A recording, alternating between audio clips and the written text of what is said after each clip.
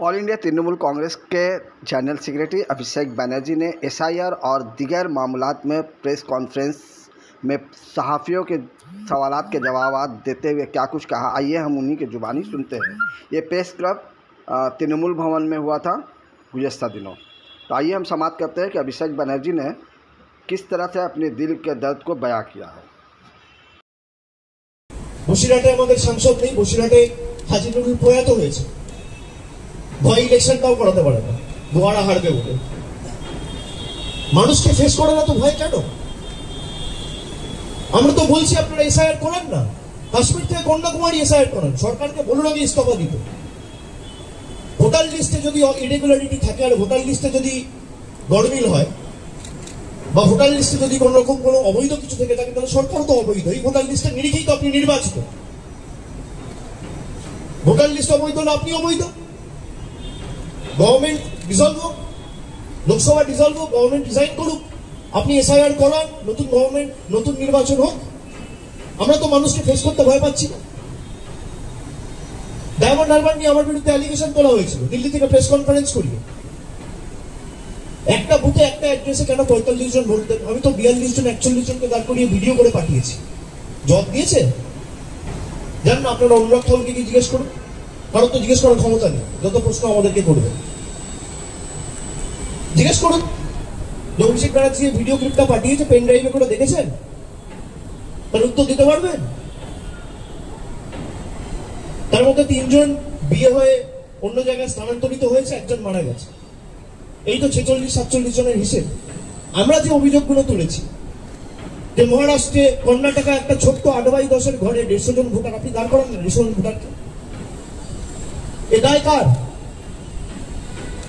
উত্তরপ্রদেশে ভোটের গড়মিলের খবর যে তথ্য পাচ্ছি আমরা, আমাদের নেত্রী মমতা ব্যানার্জি প্রথম দিন 27 ফেব্রুয়ারি নেতাজি ইন্ডোর থেকে দেখিয়েছিল যে একটা এপিক লিস্টে গুজরাটেও ভোট দিচ্ছে, আবার বাংলায়ও ভোট দিচ্ছে। ভিতরেও লড়াই হবে, বাইরেও লড়াই হবে। বিজেপির ক্ষমতা থাকলে করুক না, 1 নেশন 1 ইলেকশন। কোথায়? Constitutional amendment. আপনার তো মেজরিটি নেই, আপনি মানুষকে বিভ্রান্ত করতে চাইছেন। আপনি একদিকে ইলেকশন কমিশনকে লাগাচ্ছেন আর একদিকে এনফোর্সমেন্ট ডাইরেক্টরেটকে লাগাচ্ছেন। ই স্কোয়ার, একটা ই হচ্ছে ইলেকশন কমিশন আর একটা ই হচ্ছে এনফোর্সমেন্ট ডিরেক্টরেট। একটা ইডিকে লাগিয়ে আপনি বিরোধী নেতাদের স্তব্ধ করতে চাইছে, বিরোধী শূন্য করতে চাইছে, আর একটা ইকে লাগিয়ে আপনি ভারতবর্ষের নাগরিকদের অধিকার ছিনিয়ে নিতে চাইছেন। আর যে আপনি এসআইআর করতে ব্যর্থ হয়েছে, ঠিক সেই সময় দৃষ্টি ঘোরানোর জন্য হঠাৎ 10 ঘন্টার নোটিশে কনস্টিটিউশনাল অ্যামেন্ডমেন্ট নিয়ে এসছে। বিজেপির ক্ষমতা থাকলে পাস করুক না, আমি তো বাংলার মাটি থেকে চ্যালেঞ্জ করে বলছি। এটা ক্ষমতা নেই। বিজেপিতে যারা গেছে তাদের বিরুদ্ধে কোনো তদন্ত হয় না কেন? যাদের বিরুদ্ধে হাজার হাজার কোটি টাকার অভিযোগ, যাদেরকে টিভির পর্দায় টাকা নিতে দেখা গিয়েছে অন ক্যামেরা, তাদেরকে হাইকোর্ট প্রোটেকশন দিয়ে রেখেছে। কার কথায়? কি কুইট প্রো কুয়ো হয়েছে আমি তো জানতে চাই। তারা পুলিশকে মহিলাদের যে ভাষায় যে কটূক্তি করছে, কার্যত যে ভাষায় আক্রমণ করছে, তারপর হাইকোর্ট নীরব কেন? ডিলটা কি?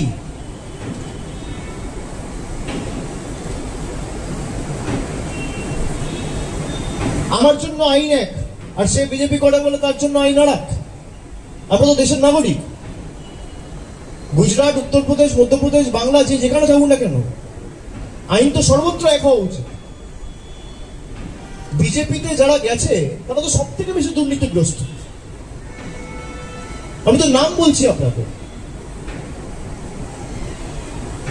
অজিত পাওয়ারের বিরুদ্ধে এই বিজেপি অভিযোগ করেন, এই হিমন্ত বিশ্ব শর্মার বিরুদ্ধে বিজেপি অভিযোগ করেন,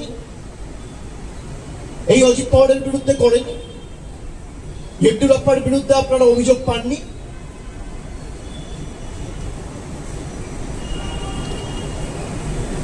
কটা তদন্ত হয়েছে এদের বিরুদ্ধে?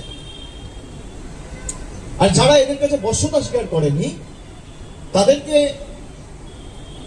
শিক্ষা দিতে, তাদেরকে ধমকাতে, চমকাতে, আক্রমণ করতে ইডি সিবিআই লাগানো হচ্ছে। আমরা তো ইডি সিবিআই লড়েছি, আমার বিরুদ্ধে তো 6 বছর থেকে লড়ছি। তা আমার বিরুদ্ধে 6 বছর থেকে লড়ে তো একটা কেসে কোনো কিছু কেস ডায়েরি কোর্ট বারবার চাওয়ার পরে জমা দিতে পারেন, ক্ষমা চাইবে? 30 দিন যদি কেউ হেফাজতে থাকে তাকে পদত্যাগ করতে হবে। আরে সেটা কোর্ট ঠিক করবে, আপনি কে? ভারতবর্ষে বিচার ব্যবস্থা নেই?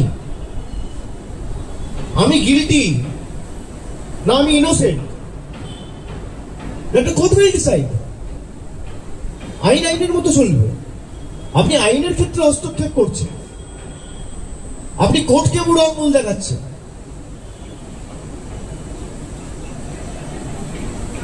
এই তো নতুন ভারতের নিদর্শন, এই তো উদাহরণ। বিজেপি যখন ফার্মার বিল পাশে দাঁড়ানো, কৃষকদের পাশে দাঁড়ানো, তার শিল্পমন্ত্রী বন্ধুদের পাশে দাঁড়ানো, তাদের যাতে আরো বৃদ্ধি হয়। যখন ডিমনিটাইজেশন করলো, আমরা চেয়েছিলাম কালো টাকা ধ্বংস, কিন্তু লাইনে 140 কোটি মানুষকে দাঁড় করিয়ে গরিব মানুষের চোখে জল ফেলে নয়। আপনাদের উদ্দেশ্য ছিল আপনাদের বন্ধুদের কালো টাকা সাদা করা। আজকে দেশ রসাতলে তারা আরো ধনী থেকে ধনী হয়ে চলেছে। যখন আপনারা সিএ করলেন, আপনাদের উদ্দেশ্য নাগরিকত্ব দেওয়া নয়, নাগরিকত্ব নেওয়া, ভারতবর্ষের সাম্প্রদায়িক সম্প্রীতিকে নষ্ট করা। আপনাদের উদ্দেশ্য কোনোদিন দুর্নীতি রোখা নয়, আপনাদের উদ্দেশ্য গভর্নমেন্ট ভাঙা। মহারাষ্ট্রে যে কায়দা আপনারা গভর্নমেন্ট ভেঙেছেন, মুখ্যমন্ত্রী গ্রেপ্তার করবেন, গভর্নমেন্ট ভাঙবেন, আর জোর জবরদস্তি ইডি সিবিআই লাগিয়ে আপনারা দলে জয়েন করাবেন। এই জন্য তো বিল আনা হচ্ছে। সরকার কর্মসংস্থান নিয়ে একটা বিল আনুক, বাংলার 50 লক্ষ মানুষের বাড়ির টাকা আটকে রেখেছে, বিল আনুক। হাইকোর্ট বলে দেওয়ার পর 100 দিনের টাকা শুরু করার জায়গায় আবার হাইকোর্টের অর্ডারকে চ্যালেঞ্জ করে সুপ্রিম কোর্টে অ্যাপিল করেছে, তখন তো বিল আনার কথা মনে পড়ে না। আজকে ইন্ট্রোডিউস করিয়েছে, যেটা দেশের মানুষের জানা উচিত, যে কোনো মুখ্যমন্ত্রী বা কেন্দ্রীয় মন্ত্রী বা রাজ্য সরকারের মন্ত্রী, তাকে যদি কোনো তদন্তকারী সংস্থা গ্রেফতার করে 30 দিন হেফাজতে রাখে, তাহলে 31তম দিনে তাকে মুখ্যমন্ত্রিত্ব অথবা সেই প্রদেশের মন্ত্রিত্ব থেকে ইস্তফা দিতে হবে। মানে আমি আমার আত্মপক্ষের সমর্থনের টাইমটুকুও পাবো না। তাহলে তো ভারতবর্ষে কোর্টের কোনো দরকার নেই। Special court, session court, high court, supreme court, এটা কার্যত বুড়ো আঙ্গুল দেখানো জুডিশিয়ারিকে, জুডিশিয়ারির অথরিটিকে আন্ডারমাইন করা। একটা লোককে যদি পলিটিক্যালি অ্যারেস্ট করে, তাকে তো আত্মপক্ষ সমর্থনের টাইমটুকু দিতে হবে। পিএমএলএ যে কেসগুলো রয়েছে, এবং বিজেপি অনেক কথা বলবে, বিজেপি বলবে অপোজিশন ভীত সন্ত্রস্ত, ভয় পাচ্ছে। তৃণমূল কংগ্রেস ভয় পেলে বাড়িতে বসে থাকবে, আমরা মাঠে ঘাটে লড়াই করছি। আমরা তোয়াক্কা করি না ওদের ইডি সিবিআই বা ইলেকশন কমিশনার এনআইএ। আমরা মানুষের দাবি নিয়ে লড়তে জানি। মমতা বন্দ্যোপাধ্যায়ের আন্দোলন সংগ্রামের ইতিহাস নতুন করে মানুষকে মনে করানোর দরকার নেই, সেটা তৃণমূল কংগ্রেসের রন্ধে রন্ধে রয়েছে। এই বিলটা একমাত্র আনা হয়েছে তার কারণই হচ্ছে বিরোধী যে রাজনৈতিক দল, সে রাজনৈতিক দলগুলো এবং তাদের যে নেতা কর্মী সমর্থক, মানুষের হয়ে যারা প্রশ্ন করছে, তাদেরকে কি করে শেষ করে দেওয়া যায়, পলিটিক্যালি তাদেরকে অ্যারেস্ট করে জেলে ঢোকানো যায়। এবং এমন তো ভুরি ভুরি উদাহরণ রয়েছে। বিজেপি কোন নেতা যদি অংশগ্রহণ করতে চায় ডিবেটে, ওরা ঠিক করুক না, একটা মঞ্চ ঠিক করুক। আমি তথ্য আপনাদের দিচ্ছি, গত 10 বছরে পার্লামেন্টের কোয়েশ্চেনে ফিনান্স মিনিস্ট্রির আনসার রয়েছে যে গত 10 বছরে 5892টা কেসে ইডি ইনভেস্টিগেশন করেছে। 5892টা কেস, তার মধ্যে কনভিকশন হয়েছে 8টা কেস। পার্সেন্টেজের নিরিখে 0.13%। বিজেপির কোন নেতা, সাংসদ, মন্ত্রী, মুখ্যমন্ত্রী, কেন্দ্রীয় মন্ত্রী, সর্বভারতীয় রাষ্ট্রীয় সভাপতি কোন রকম কোনো তর্কে অংশগ্রহণ করবেন?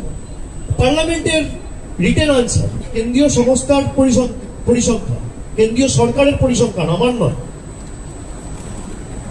5892টা কেসের মধ্যে 8টা কেসে কনভিকশন হয়েছে, মানে 99.9% কেস পলিটিক্যালি মোটিভেটেড। বিজেপির যে থার্ড টার্ম, মোদী সরকারের যে ক্যাবিনেট, 28টা মন্ত্রীর বিরুদ্ধে কেস রয়েছে। তার মধ্যে 19 জনের বিরুদ্ধে মার্ডার সহ, কিডন্যাপিং সহ, নারী নির্যাতন এবং আরো গুরুতর অভিযোগ সহ 19 জনের বিরুদ্ধে অভিযোগ রয়েছে। এই বিল যদি পাস হতো তাদের বিরুদ্ধে কার্যকরী হতো। যেভাবে কালকে রাত্রে 10টার পর প্রথমত অফিসিয়ালি শেয়ার করা হয়নি এবং বিলের কিছু প্রসিডিউরাল এরারও রয়েছে। নিয়ম অনুযায়ী আপনাকে 48 ঘন্টা আগে প্রত্যেকটা মেম্বার অফ পার্লামেন্টের সাথে বিলের কপি শেয়ার করতে হয়। তারা বিল পড়বে, জানবে, তারপর সে বিল সমর্থন করবে না অপোজ করবে, সে নিয়ে পার্লামেন্টে আলোচনা হয়। কিন্তু আমরা যখনই রাত্রিবেলা জানতে পেরেছি এই সরকার তো যা করে সব রাতের অন্ধকারে, 2014 থেকে নোটবন্দি থেকে শুরু করে, জিএসটি থেকে শুরু করে সবকিছু এটা রাতের অন্ধকারে করেছে এবং এটা কাপুরুষের কাজ। যারা কাপুরুষ তারা এইভাবে রাতের অন্ধকারে বিল এনে 10 ঘন্টা 12 ঘন্টার ব্যবধানে বিল ইন্ট্রোডিউস করার কথা ভাবে।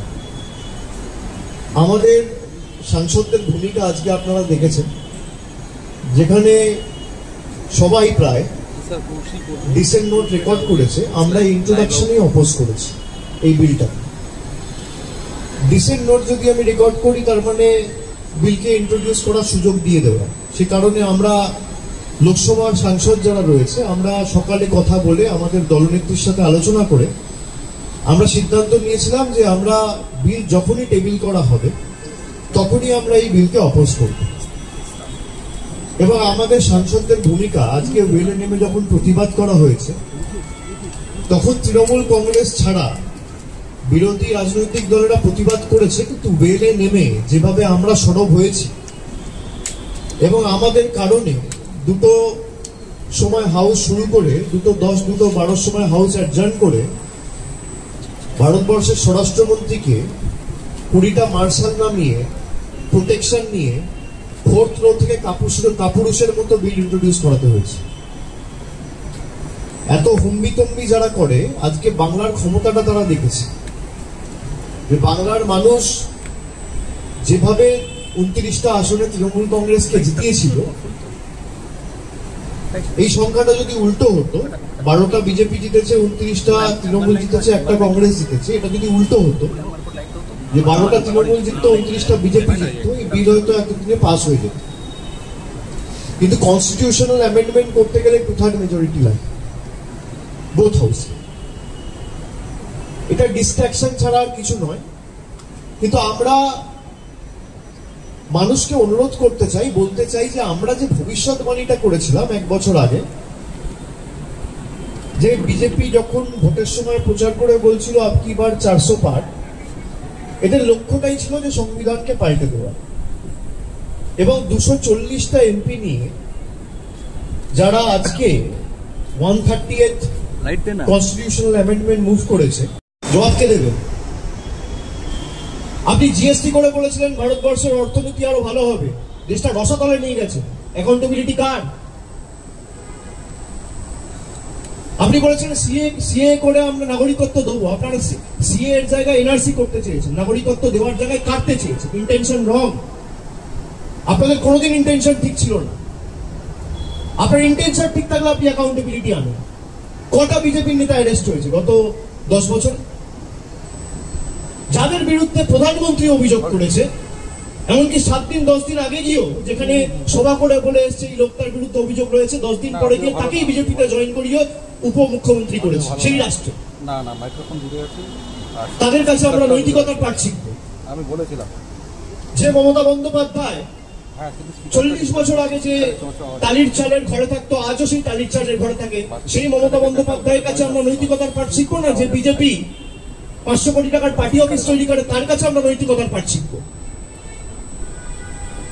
আপনার ইন্টেনশন কোনোদিন সঠিক ছিল না। সুপ্রিম কোর্ট বলেছে, কারেন্ট যিনি চিফ জাস্টিস, জাস্টিস বি.আর. গাওয়াই, তিনি বলেছেন, just in case even if they are convicted, you মানে ED have been successful in sentencing them almost without trial for years. আজকে দিল্লির সত্যেন্দ্র জেনকে আপনি প্রায় 2.5-3 বছর জেলে রেখেছেন, কোনো তথ্য প্রমাণ দিতে পারেননি, তার বিরুদ্ধে কোনো অভিযোগ করতে পারেননি। তাহলে আজকের এই লোকটা 3 বছর গেল, এটা কে ফেরাবে? ভারতের প্রধানমন্ত্রী ফেরাবে, না স্বরাষ্ট্রমন্ত্রী ফেরাবে, না বিজেপির সর্বভারতীয় সভাপতি ফেরাবে, না ইডি ডাইরেক্টর ফেরাবে, না ইনভেস্টিগেটিং অফিসার ফেরাবে? অনিল দেশমুখকে জোর জবরদস্তি মহারাষ্ট্রে জেলে রাখা হলো, 6 মাস জেলে ছিল, তারপর লোকটি বেল পেল, তার 6 মাসকে ফেরাবে। হেমন্ত সোরেনকে আপনারা জোর জবরদস্তি অ্যারেস্ট করেছেন, অরবিন্দ কেজরিওয়ালকে আপনারা জোর জবরদস্তি অ্যারেস্ট করেছেন, দিল্লির উপমুখ্যমন্ত্রী মনীষ সিসোদিয়াকে জোর জবরদস্তি অ্যারেস্ট করেছে, মহারাষ্ট্রের শিবসেনার সঞ্জয় রাউতকে আপনারা অ্যারেস্ট করে জোর জবরদস্তি 6 মাস রেখেছেন। আমাদের পার্টির প্রবীণ সাংসদ সুদীপ বন্দ্যোপাধ্যায়কে গায়ের জোরে 6 মাস ইডি রোজভ্যালির মামলায় জেলে ঢুকিয়ে রেখেছিল। কে ফেরাবে এদের 6 মাস? আমি আপনাদের দেখাতে পারি, কিছু পাবলিকেশন আমার কাছে রয়েছে, আমি আপনাদের দেখাচ্ছি।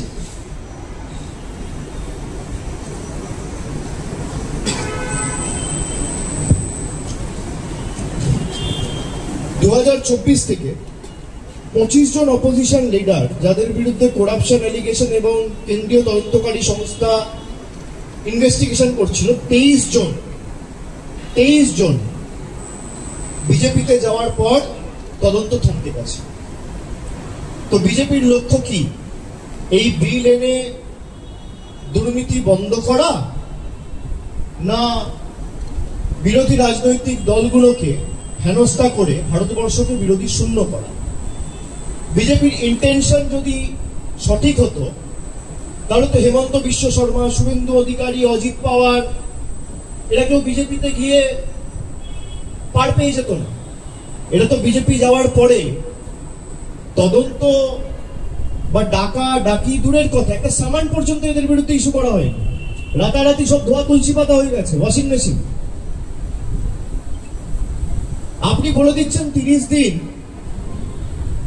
একটা লোক যদি জেলে থাকে, 31তম দিনে তাকে পদত্যাগ করতে হবে, তাহলে তো ভারতবর্ষে কোর্ট থাকার দরকার নেই। আমি চ্যালেঞ্জ করছি কেন্দ্রীয় সংস্থাকে, যে আপনার যদি ইন্টেনশন ঠিক থাকে, আপনি 30 দিনের জায়গায় 15 দিন টাইম, আমরা বিল সমর্থন করব, কিন্তু প্রভিশনে রাখতে হবে, যদি তার বিরুদ্ধে কোনো অভিযোগ প্রমাণ 15 দিনে না হয়, তাহলে যে অফিসার ইনভলভ রয়েছে সেই ইনভেস্টিগেশন, তাকে তার ডবল সময় কিন্তু জেলে কাটাতে হবে। আপনি প্রভিশন রাখুন, এই বিল আমরা সাপোর্ট করি। The government has to fix accountability. Where is the accountability? The government of the day, NDA 3.0, the BJP government, its MPs, ministers and the top brass wants to enjoy power and control without accountability. It's a deadly combination. Power without accountability. Where is the accountability? 2016 সালে এই দিনের আলোর মতো পরিষ্কার যে 240টা সাংসদ নিয়ে যদি সংশোধন কেউ পাল্টানোর কথা ভাবে, তাদের হাতে যদি 400টা সাংসদ থাকতো, তারা কি করত? দেশটাকে পৈতৃক সম্পত্তিতে পরিণত করত। মানুষ রুখে দিয়েছে, আটকে দিয়েছে। এসআইআর থেকে নজর ঘোরানোর একটা মরিয়া নির্লজ্জ প্রচেষ্টা, সুপ্রিম কোর্টে মুখ থুবড়ে পড়েছে।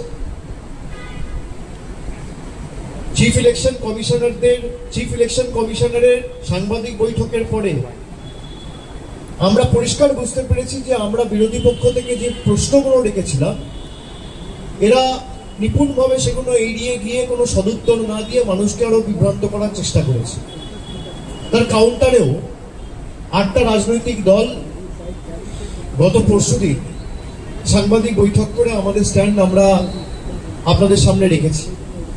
কিন্তু এই যে বিলের লক্ষ্য, এই সরকার মানুষের সুরক্ষা নিয়ে চিন্তিত নয়, দৈনন্দিন জীবনের মূল্যবৃদ্ধি, আকাশ ছোঁয়া জিনিসপত্রের দাম এই নিয়ে চিন্তিত নয়, কৃষকের স্বার্থ রক্ষার্থে কোনো এদের ইন্টারেস্ট নেই, শ্রমিকের স্বার্থ রক্ষার্থে কোনো ইন্টারেস্ট নেই, কর্মসংস্থান তৈরিতে কোনো ইন্টারেস্ট নেই, ভারতবর্ষের সীমান্ত কি করে রক্ষা করা যায়, টেররিস্ট অ্যাটাক কিভাবে বন্ধ করা যায়, ভারতবর্ষের সার্বভৌমত্ব কিভাবে রক্ষা করা যায়, এখানে সরকারের কোনো ইন্টারেস্ট নেই। সরকারের ইন্টারেস্ট হচ্ছে ক্ষমতা, অর্থ আর নিয়ন্ত্রণ, কন্ট্রোল। 62টা 63টা সিটে হেরে গেছে, 303 থেকে 240-এ নেওয়ার পরেও এরা কি করে ক্ষমতা কুক্ষিগত করে রাখবে, সকাল থেকে রাত অব্দি এদের এটাই চিন্তা। এমন একটা বিল, এরা দোষী, আমরা এদের বিরুদ্ধে শাস্তি চাইবো, সবার বিরুদ্ধে। কিন্তু আপনি যদি প্রমাণ না করতে পারেন একটা লোককে আপনি অ্যাকিউজ বা উইটনেসের নামে ইনভেস্টিগেশনের স্বার্থে মাসের পর মাস, বছরের পর বছর জেলে আটকে রাখতে পারেন না। The doctrine of justice says innocent until proven guilty.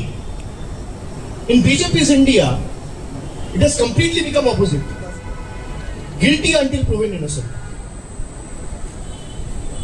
How can the central government change the very doctrine of the justice or the judicial system? We have to understand what is your intention when you are trying to introduce or table a bill in parliament. You want to table a bill in parliament without serving a copy to the member of parliaments. But what is your intention? What are your conviction rate? Let me present the facts before you. In the last 10 years, 5,892 cases